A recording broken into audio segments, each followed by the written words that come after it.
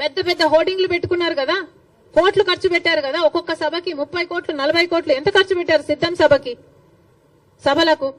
మరి రాజశేఖర రెడ్డి గారి కోసం ఒక సభ ఎందుకు పెట్టలేదు మీరు? 75వ జయంతి కోసం కనీసం ఒక సభ పెట్టడం కాదు కదా, కనీసం వైసీపీ నాయకులు కార్యకర్తలైనా కలిసి నివాళులు అర్పించారా? ఏం చేశారు మీరు? ఇలాగైనా రాజశేఖర రెడ్డి గారి జయంతి జరుపుకోవాల్సింది. 75వ జయంతి కదా, స్పెషల్ కాదా? మీకేం అనిపించలేదా? మా నాయకుడు కాబట్టే, మా తండ్రి కాబట్టే, మా కాంగ్రెస్ పార్టీ ఓన్ చేసుకుంది కాబట్టే రాజశేఖర రెడ్డి గారి కోసం మేము అంత పెద్ద సభ పెట్టడం జరిగింది. దానికి పెద్ద పెద్ద నాయకులు, ముఖ్యమంత్రులతో సహా, పక్క రాష్ట్రంలో ఉన్న వాళ్ళతో సహా, మంత్రులతో సహా రప్పించడం జరిగింది. సోనియా గాంధీ గారు అయితేనేమి, రాహుల్ గాంధీ గారు అయితేనేమి, రాజశేఖర రెడ్డి గారి కోసం అంత గొప్ప గొప్ప మెసేజ్లు ఇప్పించడం జరిగింది. ఇవన్నీ మేం చేశాం. మీరేం చేశారండి? మీరా రాజశేఖర రెడ్డి గారి వారసులు? ఏం చేశారు మీరు రాజశేఖర రెడ్డి గారి 75వ జయంతి కోసం?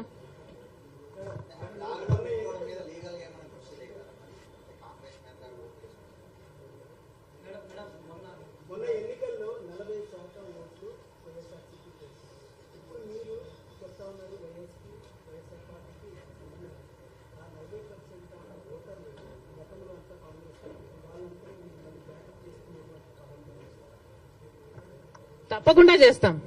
ఎందుకు చేయకూడదు? ఏ 39% వైసీపీకి ఓట్లేసిన వాళ్ళు ఉన్నారో వాళ్ళందరూ చంద్రబాబు గారు ముఖ్యమంత్రి కాకూడదు అని ఓట్లేసిన వాళ్ళు.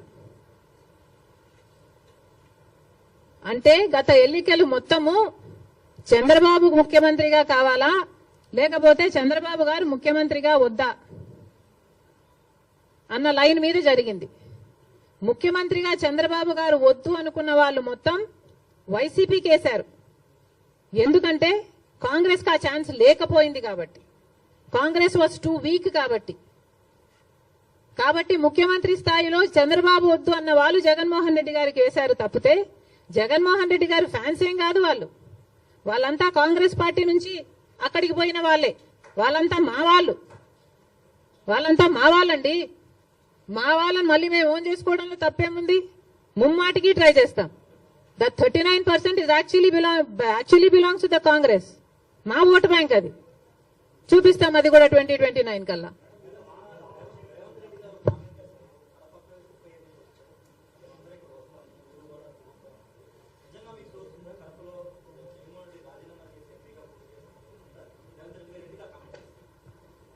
రేవంత్ అన్నకి మనస్ఫూర్తిగా కృతజ్ఞతలు. పెద్ద మనసు ఉంది కాబట్టే అంత పెద్ద మాట చెప్పగలిగారు. We are all honoured. నేనే కాదు, ఆంధ్ర రాష్ట్ర కాంగ్రెస్ పార్టీ అంతా కూడా రుణపడి ఉంది. జరిగినప్పుడు చూద్దాం.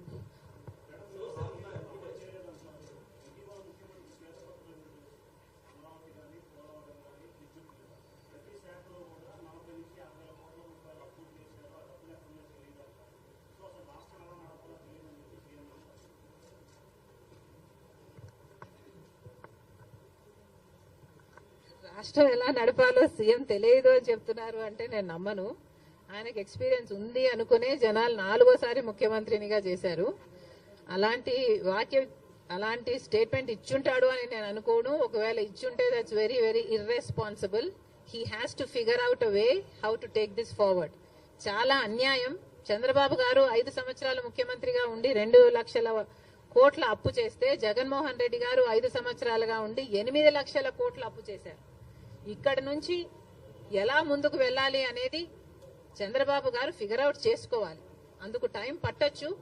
అందుకనే మేము ఇప్పటి నుంచి వీఆర్ నాట్ స్పెషల్ స్టేటస్ మీద, పోలవరం మీద, రాజధాని మీద మేము ఇప్పటి నుంచి ధర్నాలు కొట్లాట్లు చేయటం లేదు. ఎందుకంటే మాకు కూడా తెలుసు హీ నీడ్ సమ్ టైం. కానీ ఉచిత ప్రయాణం ఆడవాళ్ల కోసం అన్నది అది వెంటనే చేయొచ్చు కదా అన్నదే నా పాయింట్.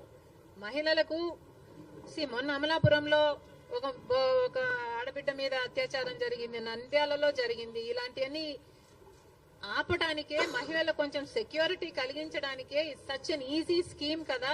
తెలంగాణలో 2 రోజుల్లో అమలు చేశారు. ఇక్కడ ఎందుకు చేయలేకపోతున్నారు?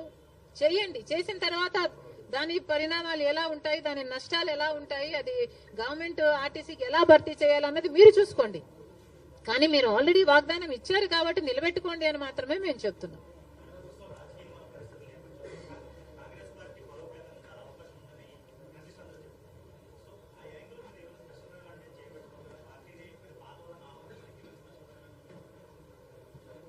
కాంగ్రెస్ పార్టీని బలపరచాలి. అది ఒక రోజులో జరిగేది కాదు, ఒక స్ట్రాటజీతో జరిగేది కాదు. ఇది ఒక సుదీర్ఘ ప్రయాణం. కాకపోతే 5 సంవత్సరాలు టైం ఉంది కాబట్టి ఈ టైంను సద్వినియోగం చేసుకోవాలి.